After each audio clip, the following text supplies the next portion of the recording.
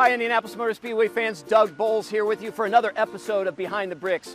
I'm standing here outside of Turn 2 of the Oval and right in front of the golf club for our Brickyard Crossing golf course. This used to be a hotel here, and this is where you actually checked into the hotel. It's one of the cool, fun stories Behind the Bricks tries to tell you. So in a minute, we're going to go inside, see some of the things that are still here from 1963 when this building was first built. Obviously, the hotel is no longer here. It was here for about 45 years before it was torn down. Lots of ways to see some cool hotel images though, especially the 1968 film, Winning, with Paul Newman. You'll see some great video of our hotel when it was here. But let's go in and see what's left over from 1963 that's still here today. Okay, I've just walked in the lobby here of the golf club. This used to be where you would come in to check in at the hotel when the hotel was here, right in this wall. In fact, we've covered it up, but there's still some stuff behind here. Let's go check it out.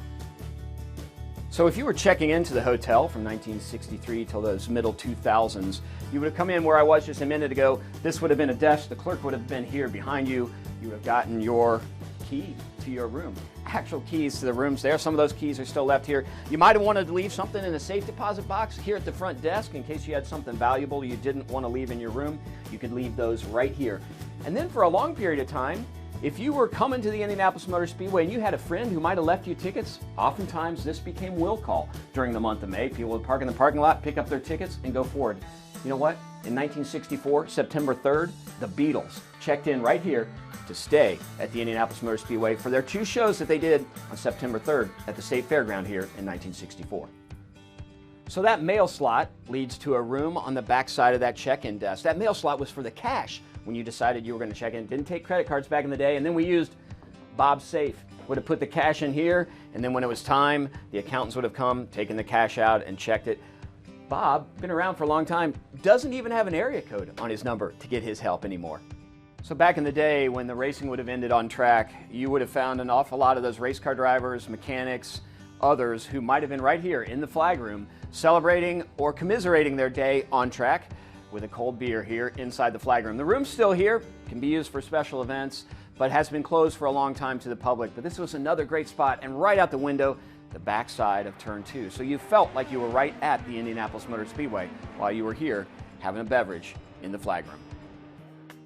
Another area that people really aren't aware of here at the Indianapolis Motor Speedway Golf Club area is this little back stairway. So there's a back stairway in the building that was built here in 1963, and there's actually an elevator here as well that takes you to where we're going. But Tony Holman built for himself an apartment that was here at the golf club that he used when he was here in town, gave him a place where he could take care of friends and family. For a long time, it sat as it was when Tony Holman purchased the Speedway and lived here and worked here. We are right now in the process of making some changes to it, but come on in, let's check it out. We've got a couple bedrooms and bathrooms off here to the left. They have storage areas for clothes and all kinds of things, but something that's really cool that Roger has left here just to remember exactly what this was like, the old kitchenette that Tony Holman and Mary Holman, the family, would have used back in the day, still sits here. So in addition to the two bedrooms and the kitchenette, there was this awesome living space up here. Lots of windows, you can see all kinds of things, but the best part of this apartment is right out here. It's this teakwood deck where you had an amazing view of Turn 2 of the Oval, the golf course. You could have seen the PGA tournament, and the oldest building on property, our barn. So a lot of history in this 1963 building, but there's a little bit of modern piece of it as well too. When you get done playing golf or you get done hanging out upstairs, you got to go to the pro shop. So it's really awesome about our pro shop down here. It's just all of the product you have. So if you're a golfer, you can do everything from your clubs to your shoes, everything you need here. Jeff Williams, who's our director of PGA golf here at the Indianapolis Motor Speedway, can always help you out. So can Ryland. The whole team is here to help you have a great time as you walk through this historic building here at the Indianapolis Motor Speedway Golf Course. So thanks for joining me on this Behind the Bricks episode as we saw some of the things you don't get to see when you walk through here. Join us next time when we go golf course side and we talk about the history of the golf course and we take a little bit of a tour and see what you could see when you're out here playing golf at the Brickyard Crossing.